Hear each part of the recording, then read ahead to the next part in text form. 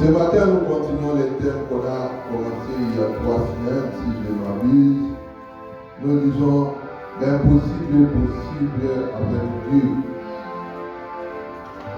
Le premier dimanche, nous avons survolé un aspect de ce thème. Nous avons dit l'impossible est possible avec Dieu, mais en le servant. Ce n'est pas en étant à côté de la volonté de Dieu ou en étant en dehors de son champ qu'on va voir l'impossible devenir possible. Dieu fait de l'impossible possible à ceux qui le servent. Ça c'était le premier dimanche. Le dimanche passé, nous avons continué notre terme l'impossible est possible avec Dieu. Et nous avons souligné un aspect très important. Nous avons parlé des limites. On ne peut pas voir les miracles dans l'orgueil, mais c'est dans l'humilité qu'on rencontre Dieu. Et c'est dans l'humilité qu'on peut facilement voir les merveilles de Dieu. Ce matin, je vais encore faire un pas dans notre marche, dans notre parcours à la rencontre de notre Dieu. Nous allons parler de l'impossible qui est possible avec Dieu, mais en lui montrant notre degré de foi. Amen.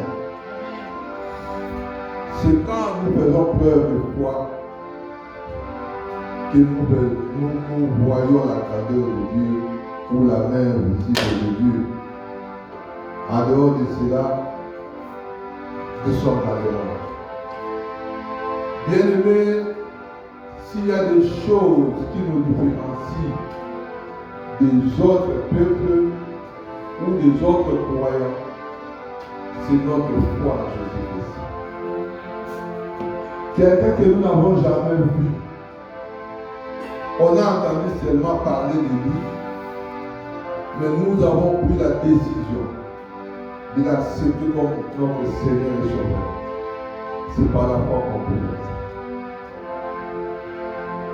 La foi, c'est quelque chose qui est plus important dans la vie d'un chrétien.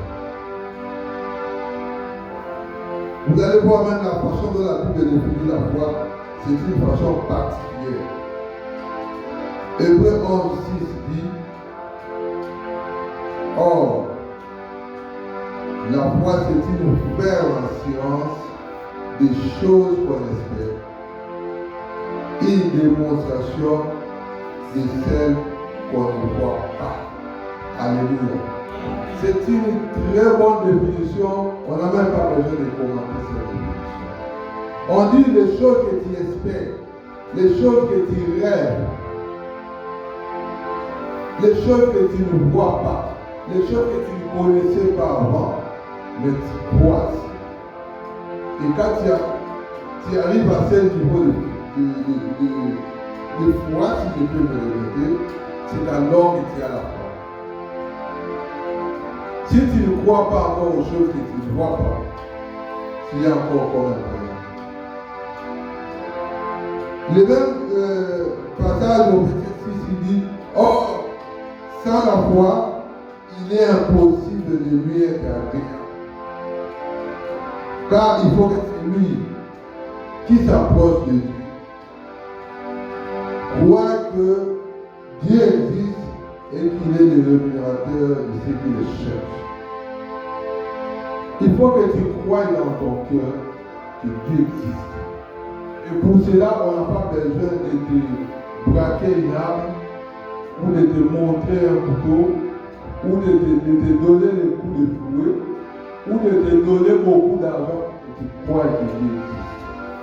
C'est un exercice parfois difficile, mais il suffit de s'engager, on peut y arriver. Alléluia.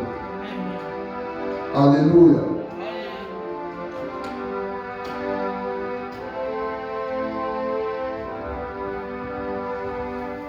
La bonne nouvelle que je partage avec toi ce matin est que cette histoire qu'on appelle la foi traverse les cercles d'écriture du début à la fin. On parle de la foi à l'Ancien Testament et on en parle encore davantage dans le Nouveau Testament. Et on conclut la Bible par une note de foi. Alléluia. La vie chrétienne sans la foi, c'est une perte de temps. Le fait que tu quittes chez toi pour venir en ces lieux où il n'y a même pas le confort que tu as chez toi, c'est déjà un acte de foi.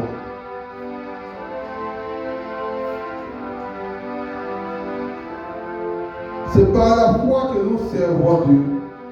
Si ce matin, j'accepte de me pointer devant vous, si ce matin, maman a pris tout le temps de chanter, même en étant seule, de modérer seule, c'est parce que la foi.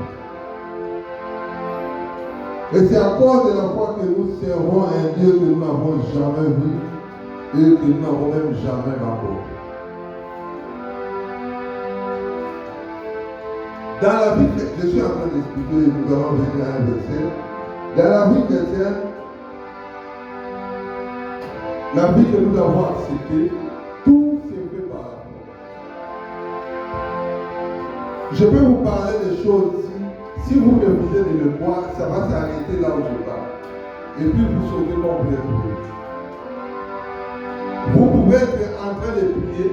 Si vous n'avez pas la foi aux choses que vous demandez ou aux paroles que vous prononcez, ça devient inutile. Ce n'est plus une prière. On peut imposer les mains sur un malade, mais si on n'ajoute pas une dose de foi sur cet acte-là, les mains là, ça devient comme si on caressait quelque chose. Ça ne ressemble plus à rien. Donc, vous allez voir que la foi occupe une place centrale dans l'action ou dans la vie d'un chrétien.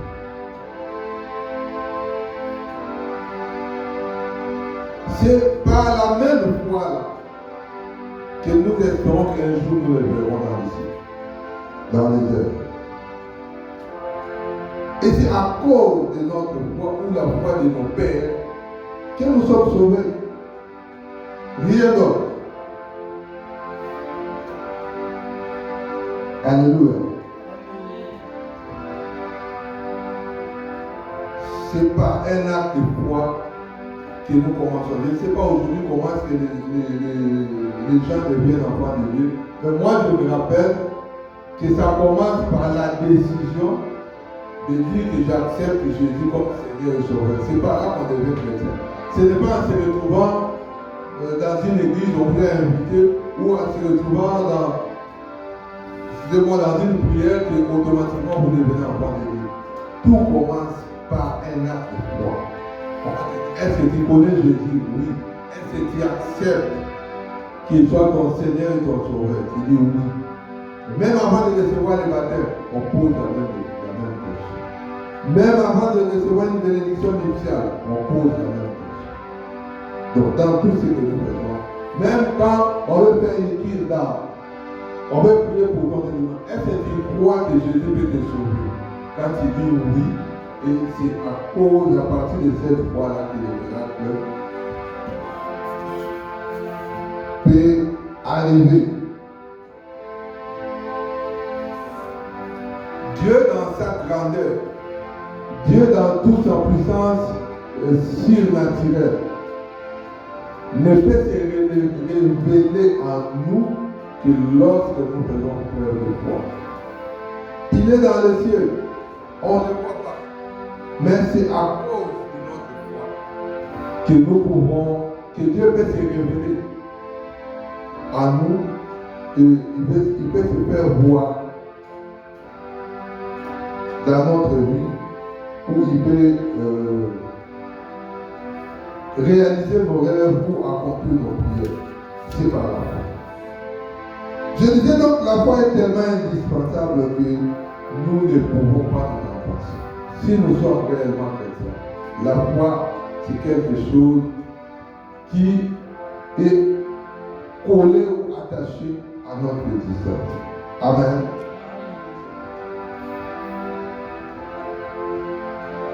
Nous vivons une expérience, on peut dire malheureuse, dans le sens que notre vie devient un combat. Combat dans quel sens? Nous sommes d'un côté comme attirés par des problèmes, par des cauchemars, par des soucis, par des besoins. Ces besoins-là nous attirent et affaiblissent notre corps. Maintenant, pour retrouver l'équilibre, nous devons tendre la main vers le Seigneur. Et tendre la main vers le Seigneur, c'est la foi que nous avons en lui. Je manque quoi? Je manque l'argent. De ce côté-ci, Seigneur, je manque la foi. Et je manque l'argent. Et à cause de la foi, tu attires l'argent vers toi. C'est à ce moment-là que les besoins qui t'attiraient, qui voulaient affaiblir ta foi, quand tu espères en Dieu, cette foi revient et ça te réconforte. Alléluia. Tu peux avoir un problème avec les gens de ce monde. Ils peuvent comploter comme ils veulent. Les sorciers peuvent se coaliser comme ils veulent. Mais par la foi, tu regardes la miséricorde de Dieu, comment il t'a donné Jésus, comment il est mort sur la croix. Et à cause de la foi, tu vas tirer cette puissance. Et la puissance va te donner. Mardoché, tu peux aider à ouvrir. Et à cause de cette foi-là, tu vas voir que le problème est résolu. Alléluia. La foi, chacun de nous en a besoin. Et la foi, on a besoin de la renouveler chaque matin. La foi, on a besoin de la nourrir. Voilà pourquoi nous venons à l'église, parce que quand nous recevons notre nourriture hebdomadaire, ça peut que ça puisse rajeunir ou ça peut que ça puisse fortifier notre foi. Alléluia. Nous allons lire des passages. Le premier passage nous donne l'expérience de quelqu'un qui a marqué la foi. Et le deuxième passage nous donnera l'expérience de quelqu'un dans la Bible qui a fait preuve de foi. Alléluia. 2 Rois, chapitre 7. Normalement, on devait commencer par le verset 1er, mais ça sera long. Nous lisons seulement verset 17 jusqu'à 20.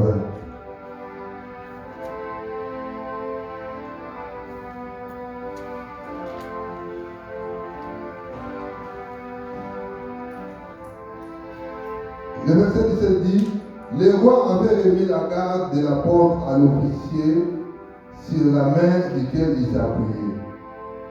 Mais cet officier fut écrasé à la porte par le peuple et il mourut selon la parole qu'avait prononcée l'homme de Dieu. Quand le roi était descendu vers lui, l'homme de Dieu avait dit alors au roi: on aura 2 mesures d'or pour un cycle et 1 mesure de fleur de farine pour un cycle. Pour un cycle. Demain et à 7 heures à la porte de Samarie. Et l'officier avait répondu à l'homme de Dieu: quand l'Éternel ferait des fenêtres au ciel, pareille chose arriverait-elle? Et Élisée avait dit: tu verras de tes yeux, mais tu n'en mangeras point. C'est en effet ce qui lui arriva.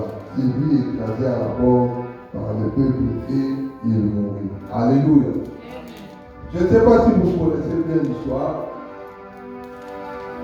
En Israël, quand il y a la maladie de lèpre, tu étais considéré comme impur. Et quand tu es impur, tu ne peux pas vivre ensemble avec tout le monde. On doit aller te jeter en dehors de la ville, puisque les villes étaient fortifiées, c'est-à-dire clôturées. Et toi, tu devais aller vivre en dehors de la ville. Nos amis, les lépreux ici, comme ils étaient malades, on les avait amenés, on est allé les jeter en dehors de la ville. Et là-bas, ils vivaient difficilement, parce qu'il fallait attendre seulement que leur père leur apporte quelque chose. On venait déposer et on rentrait et eux venaient ramasser la nourriture pour manger. Et c'était leur vie tous les jours. Un jour, le prophète vient et il prophétise. Il dit, demain, dans cette ville, à la porte, ici, on vendra une mesure de farine, prenons pour notre cas $1. Et l'officier qui faisait la garde de la Bible le décrit comme si lui reposait, si c'est pas reposait le roi. Donc il était l'officier du roi, c'est lui qui tenait la sécurité du roi. Il regarde le prophète et il dit, même si Dieu ouvre et pénètre dans le ciel, ce que tu dis là, c'est faux, ça se réalisera jamais. Et le prophète me dit, ce que je te dis là, ça va se réaliser. Toi, tu vas voir ça, mais tu ne mangeras pas ça. Amen. Amen. J'ouvre une parenthèse pour te dire que parfois, quand on te donne des messages prophétiques, il faut les accepter sportivement et te mettre à prier pour que le Saint-Esprit t'aide à vivre ce qu'on vient de dire. Ne soyez pas toujours pressé à aller chez Malachi pour dire toute prophétie, il faut les examiner. Oui, on examine. Si l'officier avait examiné, il n'allait pas mourir. C'est parce qu'il a été pressé à condamner l'ainsi dit l'Éternel. Donc c'était ça le message du prophète dit. On était pendant la période de crise, les gens mouraient de faim, il n'y avait rien.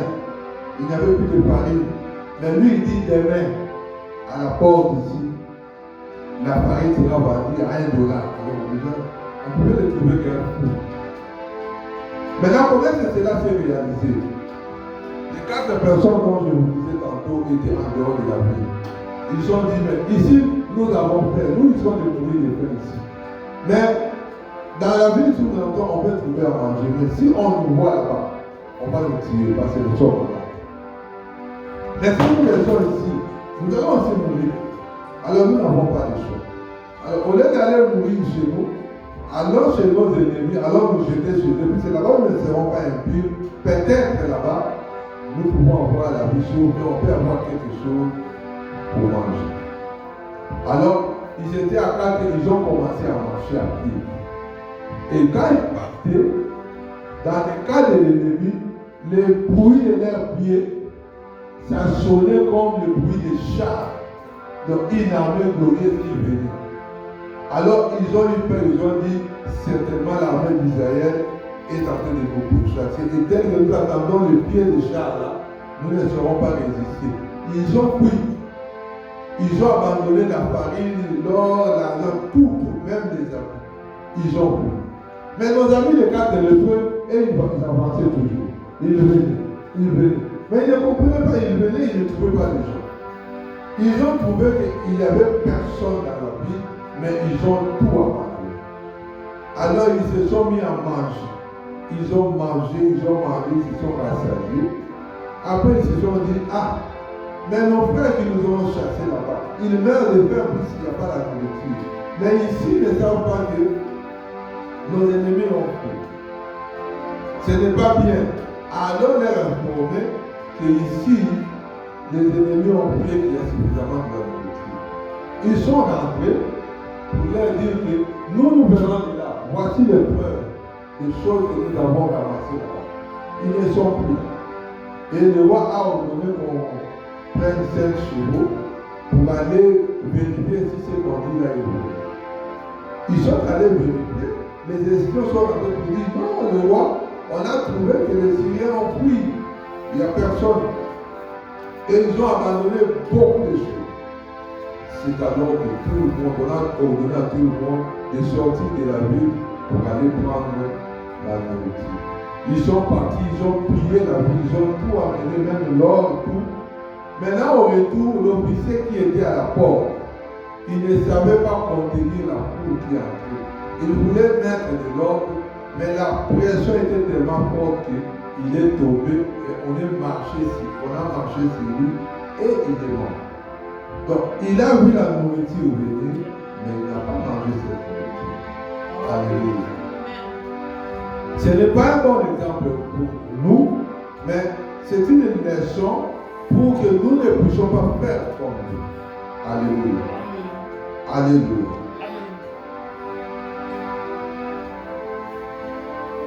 Je prends le deuxième passage, Matthieu 15.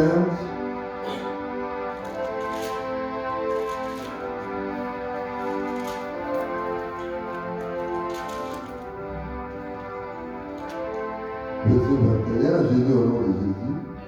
Jésus étant parti de là, se retira dans les territoires de Tyr et de Sidon. Et voici une femme cananéenne qui venait de ces contrées lui cria: Aie pitié de moi, Seigneur, fils de David. Ma fille est cruellement tourmentée par les démons.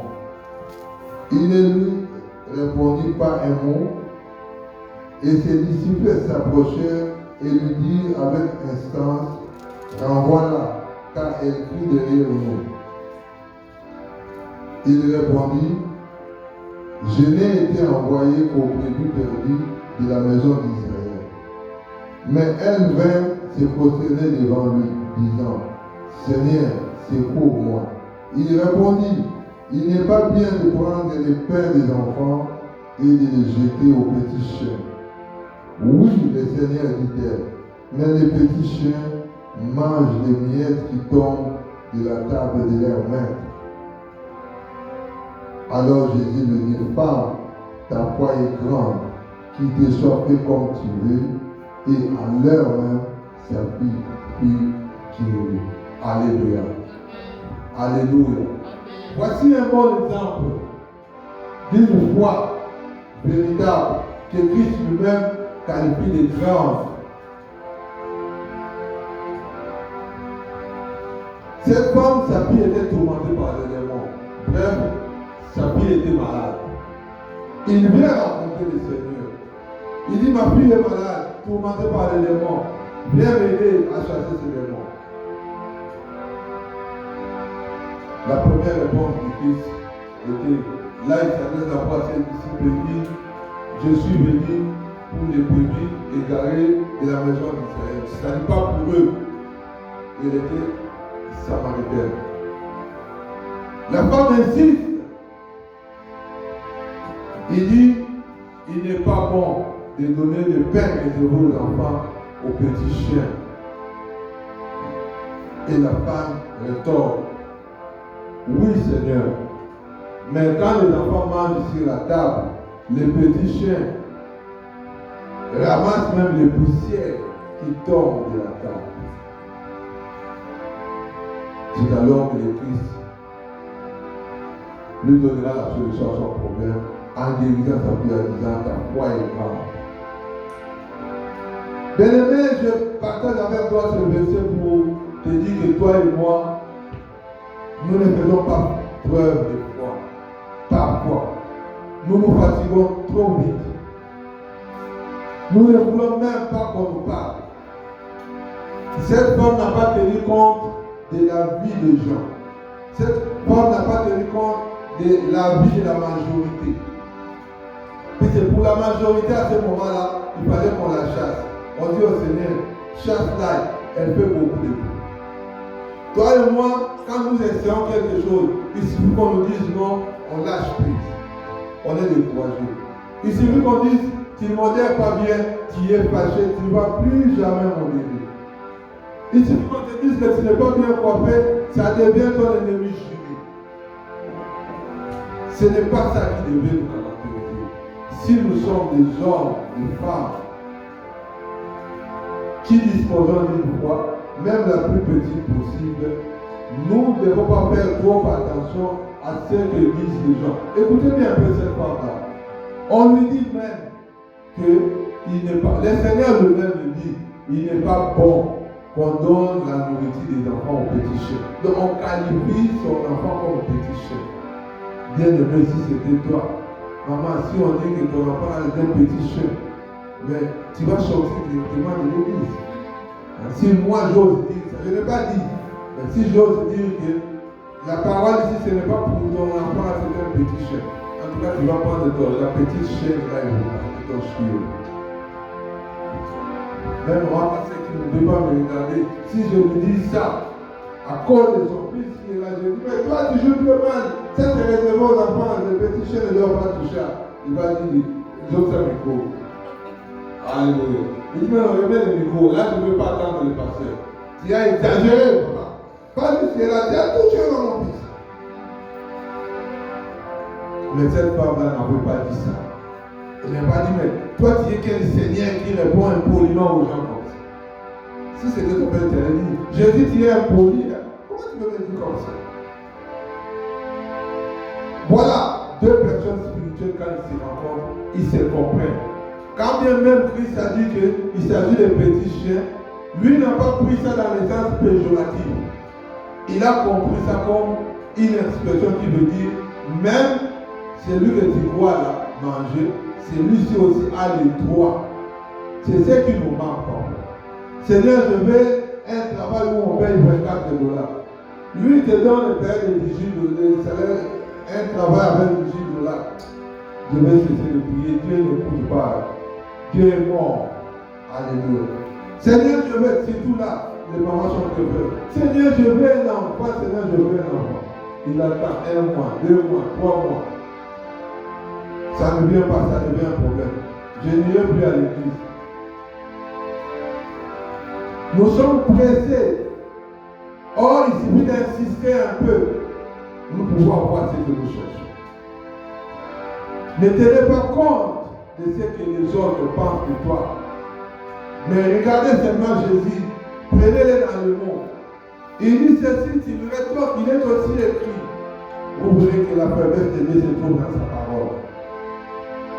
Il a du mal à ne pas respecter ce qu'il a promis. Il a du mal à ne pas respecter ce qu'il est lui-même. Il suffit de nous rappeler ses qualités.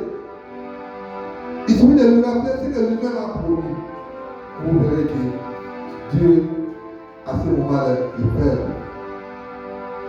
La vie de ton mari ne compte pas. La vie de ta femme ou de tes enfants ne compte pas. Encore moins la vie de tes voisins ou la vie de tes frères et sœurs dans l'église. Reste attaché à la parole pure que tu as reçue et aux promesses que Dieu t'a données. Tu le verras s'accomplir certainement.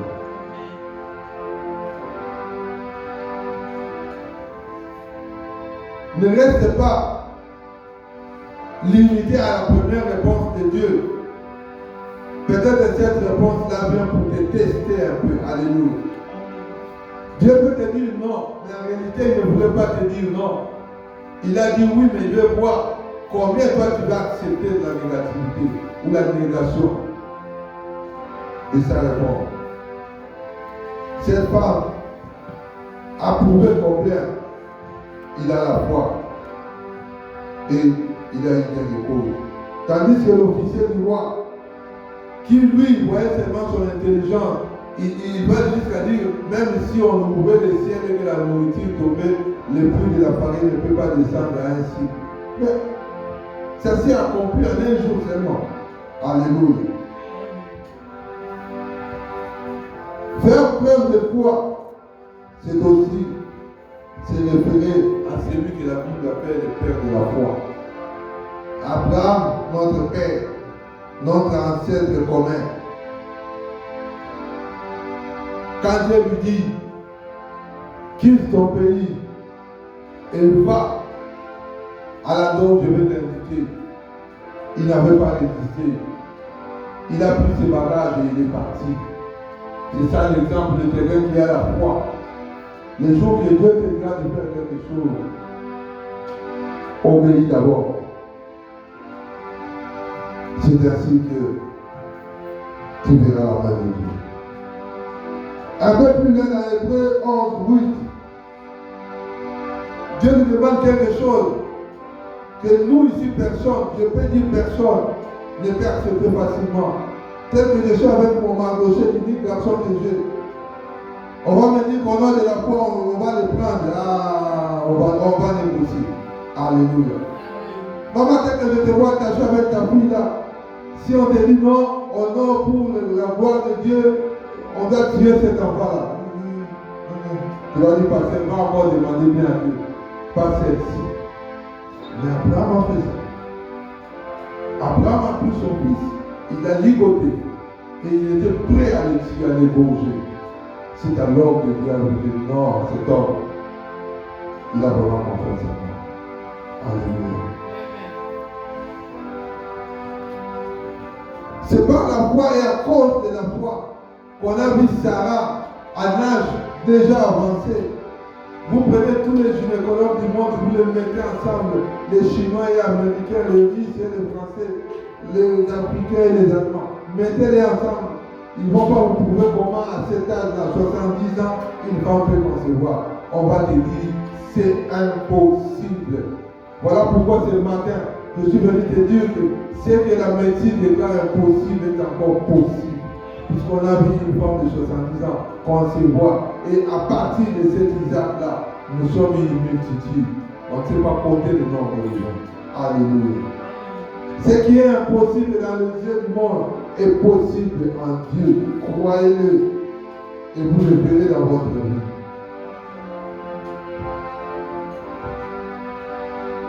C'est par la foi que les enfants d'Israël ont quitté l'Égypte, puisque la fois passée on a parlé de l'Égypte.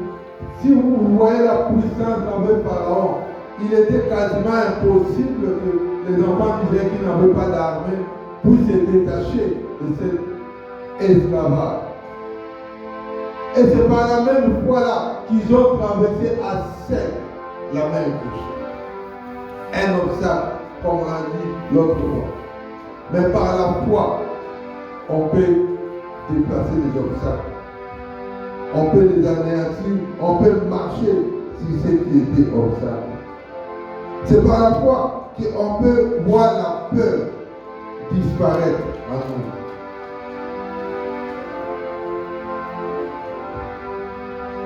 Nous sommes en train de parler de notre Dieu, le Dieu des possibilités multiples. Et devant qui l'impossible n'existe pas. C'est ce Dieu-là que je te rappelle, puisque tu es un problème. Je te rappelle ce matin qu'il faut croire en Dieu. C'est une obligation. Croyez parce qu'en lui l'impossible n'existe pas. Il est ton Dieu et il est aussi mon Dieu. Attachons-nous à Dieu. Croyons. Faisons seulement un acte de foi pour que nous puissions voir l'impossible devenir possible. Bien-aimé, chacun de nous a un problème. J'ai le mien, tu as le tien. Chacun a son souci. Chacun a son angoisse. Chacun a son ennemi. Chacun a son obstacle. Oui, ça peut se ressembler, mais chacun de nous a une expérience personnelle et privée. Je veux parler de mon problème, mais tu peux aussi parler de ton problème. Alléluia. Tout ce que je sais, que quelle que soit la complexité de mon problème, quelle que soit la grandeur de mon problème, devant Dieu, l'impossible est possible. Alléluia. C'est ce que je te demande de croire. Je vais simplement activer ta voix pour te dire que, quel que soit les dangers que tu peux voir, quelle que soit la grandeur de ton problème, il faut croire que l'impossible peut devenir possible. Alléluia.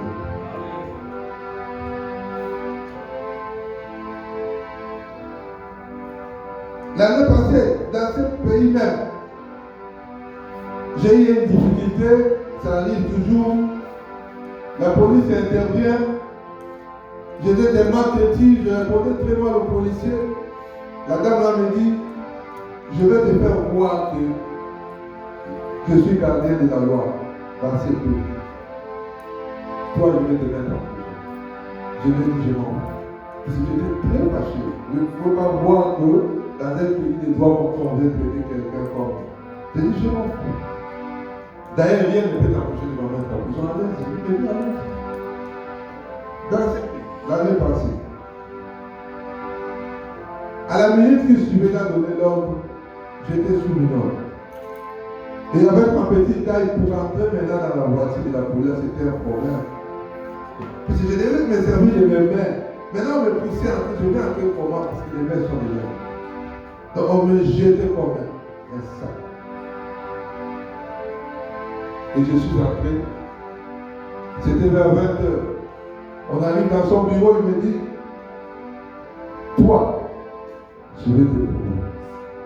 Dieu dit, je t'ai déjà dit, fais ce que tu veux. Tu n'as pas besoin de te changer avec moi. Ce jour-là, la neige choquait. Il me dit, fais ce que tu veux. Je t'ai déjà dit, je n'ai pas peur. Je crois que c'était de la blague. Il m'a laissé 15 minutes là, et puis un moment, il ouvre, il dit marche, je regarde derrière moi, 2 personnes armées. Je dis, ça devient sérieux. Et directement, on m'a mis dans un camion fermé là, un camion là.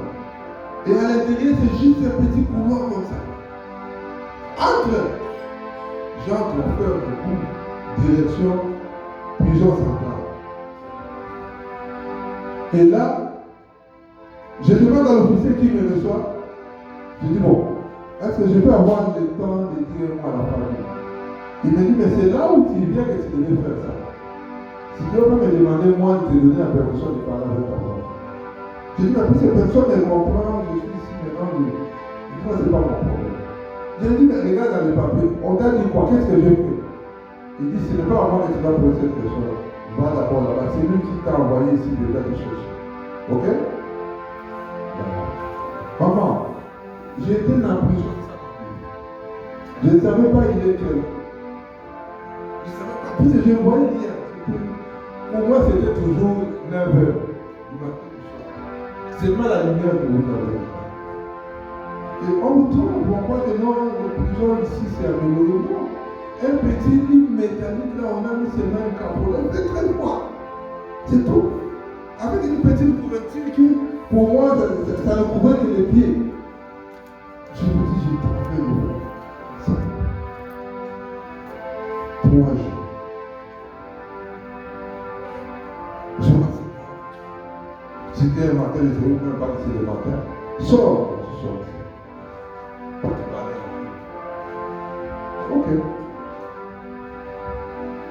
Nous arrivons à la cour, d'abord la veille, avant qu'on m'appelle là. J'ai prié la nuit, on était allé dans ce local-là. J'ai prié, à travers Dieu senti que Dieu prie. J'ai dit à Dieu que ce n'est pas possible. J'ai patienté pendant 2 jours.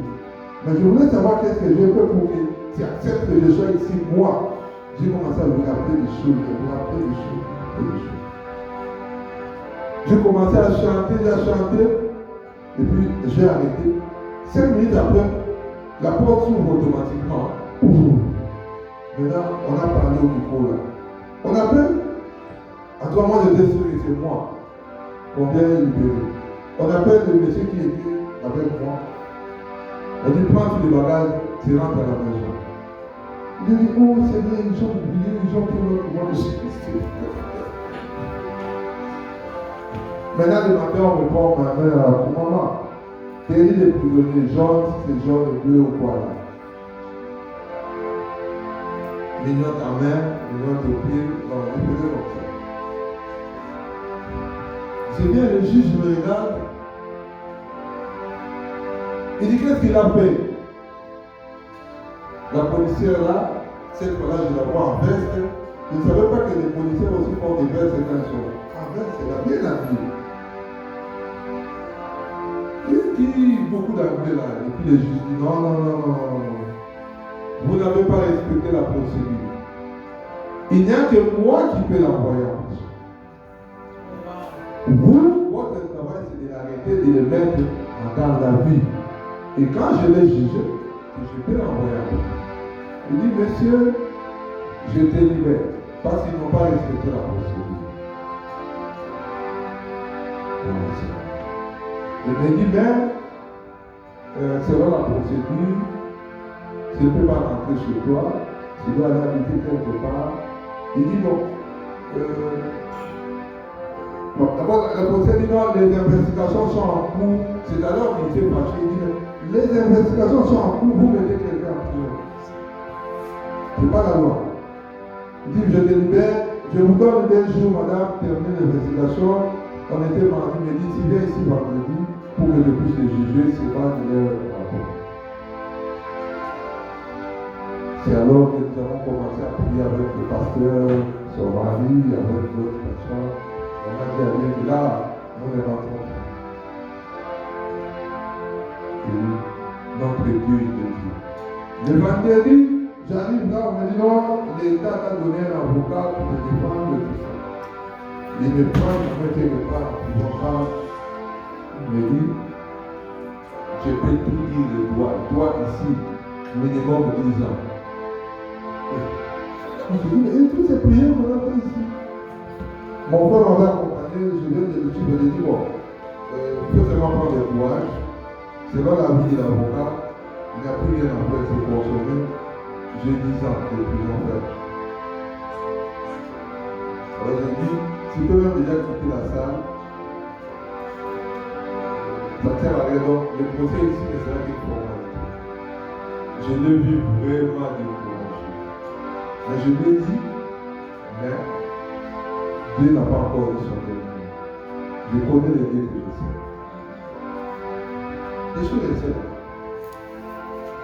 Ils sont partis, ils ont parlé avec les juges, ils ont parlé. Les juges ne faisaient que. Je ne sais pas, maman, nous ici nous minimisons, mais Dieu sait les signes qu'il y a. Les juges donc pas que c'est de lui les regarder toujours. Ils les regardaient toujours. Or, on est en train de lui donner des ordres. Maintenant, quand on m'a appelé pour me juger, j'étais en train de déclarer.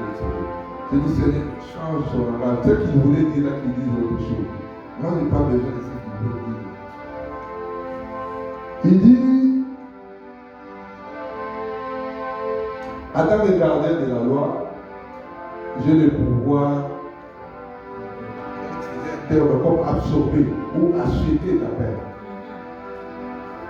Il dit, est-ce que tu crois qu'aujourd'hui tu peux venir rentrer chez toi? Je dis, oui, je le crois. Il dit, après analyse de ton problème, tel qu'on a dit, c'était plus d'arrogance, tu dois apprendre à respecter les policiers. Donc on t'inflige 10 jours de prison. Après il regarde ses papiers, il dit, mais en tant que gardien de la loi, comme tu as fait 3 jours injustement, et qu'après avoir suivi tous les dossiers, on t'a accordé 10 jours, moi j'achète les 7 jours. Tu ne vas plus faire la prison. Tu rentres à la maison. Est-ce que tu es heureux de rentrer à la maison? Bien sûr. Les amendes, on a parlé de $50 000 ou 5 000, je ne me rappelle plus. Il me dit pour les amendes, comme il y a d'autres personnes qui ne sont pas intéressées au dossier, on va seulement au guichet là-bas, on va te communiquer le montant. Mais pour la prison, j'achète ça pour toi. Je vois que toi tu mérites ça. L'impossible n'est pas Dieu. Ma soeur, l'impossible n'est pas Dieu. Quand ici, on a dit déjà que tu as 10 ans, toi tu penses que eux-mêmes là peuvent changer pour te dire rentre à la maison. Un policier, toi tu l'as insulté comme ça, tu as décidé avec lui, il te dit, il va boire. Tu penses qu'il va te laisser tranquille? Non. Mais Dieu est vivant. Dieu a entendu ma prière du fond de la prison. Je lui ai dit, Seigneur, je ne mérite pas ici. On peut me dire tout, mais pas ici. Quelle que soit ma faute, tu dois me sortir ici. Et il a fait. Alléluia. J'ai prêché avec mon propre témoignage. Ça me permet de rajeunir ma foi. Ça me rappelle que le Dieu que nous servons, il est le Dieu de possibilités multiples. Et quand lui n'a pas encore dit son dernier mot, personne alors personne ne peut s'attarder et décider sur nous. Alléluia.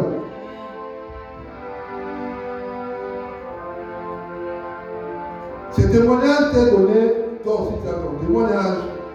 Peut-être que tu as oublié, mais je sais que Dieu nous veut tous les bien, chacun en son temps.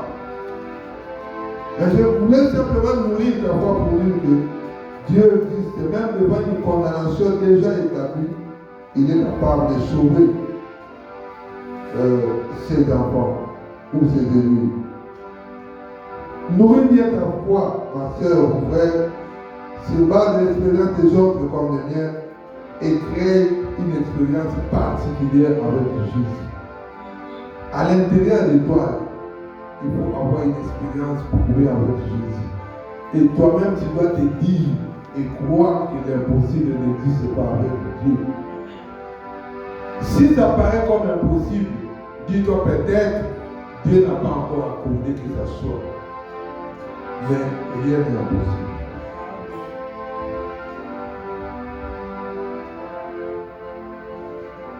Tu peux avoir un souci qui est réel, mais que cela ne t'amène pas à la maladie, par exemple. Tension estomac, ça ne sert à rien. Tu peux manquer de l'argent, c'est possible, mais cela ne te pousse pas à voler ou à jalouser ceux qui en ont.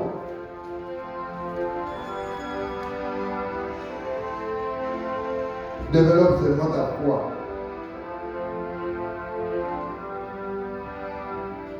Là, je peux t'amener encore une dernière expérience. Marie et Marthe, on annonce à Christ que non, Lazare est mort. Sa réaction, il dit, si tu crois, tu verras la gloire de Dieu. Alléluia. 4 jours, Lazare dans la tombe. Il était déjà embaumé, bandé partout. Il sentait déjà mauvais, ça c'est la Bible qui le dit, il sentait mauvais, appoli. Mais quand Christ est venu, quand il s'est pointé devant la tombe, il a appelé par son nom, il dit, Lazare sort, Lazare est sorti, mais vivant. Alléluia. Qui pouvait croire que quelqu'un qui est mort pendant 4 jours peut devenir à la vie? Il a opéré ce miracle pour nous servir d'exemple que nous pouvons même mourir, mais il peut nous ressusciter. Notre mariage peut être en difficulté, mais Dieu peut ressusciter cet amour et les choses peuvent marcher. Notre maternité peut avoir des problèmes, mais Dieu, par sa puissance, il peut encore recréer des choses et ce même ventre peut encore concevoir et porter un enfant. Nous pouvons tout perdre comme argent, comme bien, comme voiture, comme maison, comme tout. Mais Dieu est capable, comme on a dit l'autre fois, de répartir avec les ossements desséchés et de les remettre encore à vie. Nous pouvons voir que notre Église est en train de mourir. Tout le monde est parti. Mais si nous n'avons que la foi, comme celle de source, comme celle de réserve, Dieu est capable de rétablir les choses que les hommes ont détruites autant d'années, avec beaucoup d'énergie, mais il peut le faire revivre facilement et normalement. Et à ce moment-là, nos rêves vont se concrétiser. Les promesses de Dieu vont se réaliser. Ceux qui te chassent aujourd'hui viendront et seront les premiers à venir t'embrasser. Alléluia. Comme à l'époque de Jephthé. Ses frères l'ont chassé. On a dit aux amants à ma camp, tu ne mérites pas d'être avec nous. Mais par l'amour de Dieu, ce sont les mêmes qui l'ont embrassé quand il est venu combattre pour eux.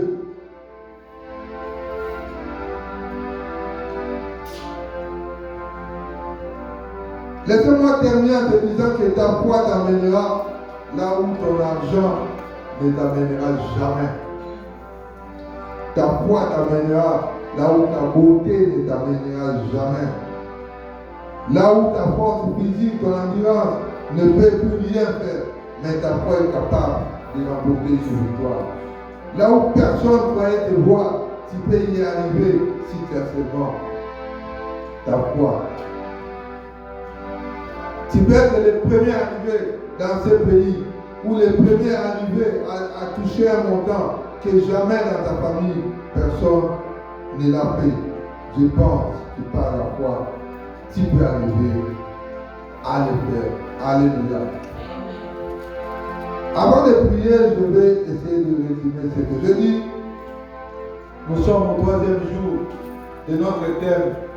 L'impossible devient possible avec Dieu. Aujourd'hui, nous avons insisté sur la foi.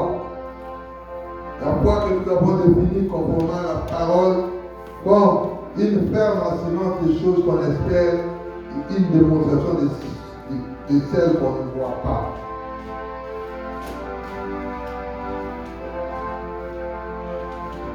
Je connais des exemples de référence de quelqu'un qui a manqué la foi comme l'officier de roi et qui en est péri lui-même.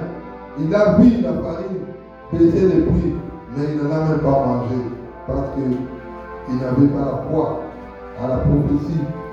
J'ai donné aussi la référence de cette femme dont sa fille était tourmentée par les démons, mais qui avait une grande foi jusqu'à résister devant le Christ pour lui dire que même les enfants des chiens mangent des miettes qui tombent de la table des enfants.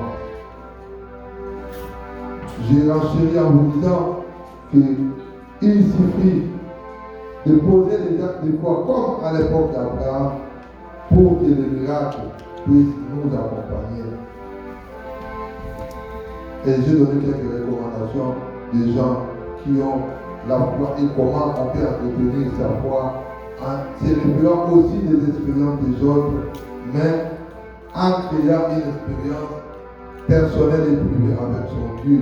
Il faut avoir une intimité avec Dieu, croire que Dieu est capable et rien ne lui est impossible.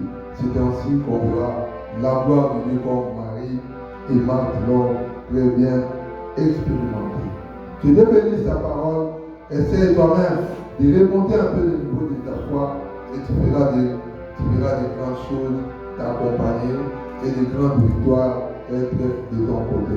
Mais avant que je quitte ces lieux, je voulais t'aider à prier ensemble avec moi autour de 3 axes. Si nous pouvons nous mettre debout pour prier ensemble avant que je ne laisse le micro. Je veux que tu dises au Seigneur, aide-moi à motiver ma foi et à la faire grandir. Oui, de nous-mêmes, nous pouvons beau et bien le dire, mais faire grandir sa foi, si les Saint-Esprit ne nous aident pas, peut-être nous prendrons beaucoup plus de temps. Voilà la première intention de prière.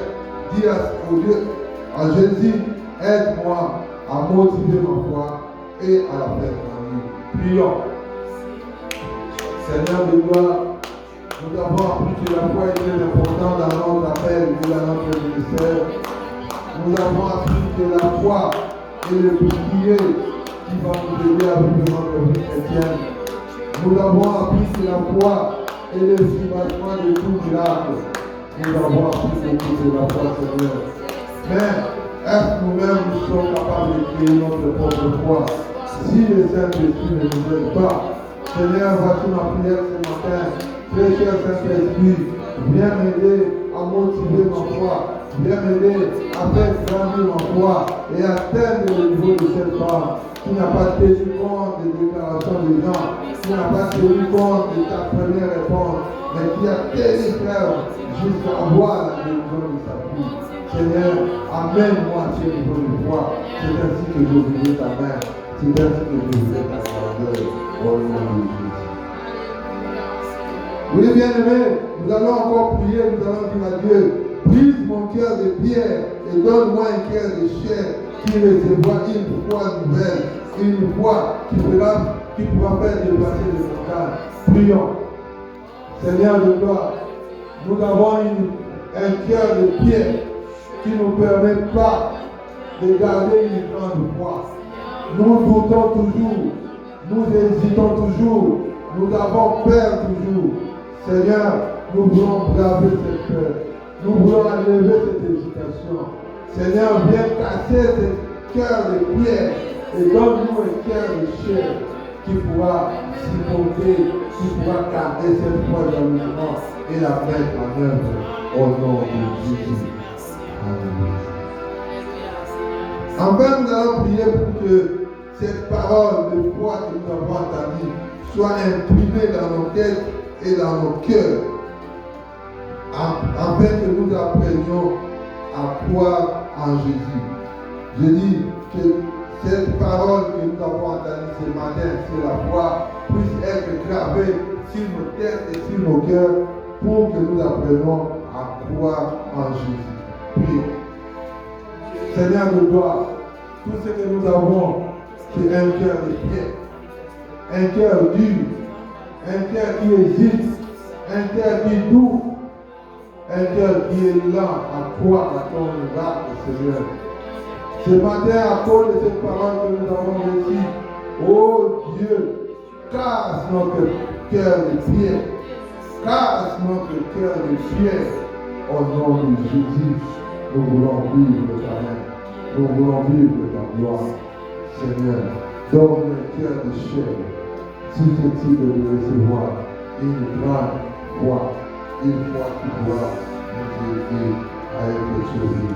Au nom de Jésus, nous avons ainsi prié. Amen. Dieu bénisse sa parole, Dieu bénisse.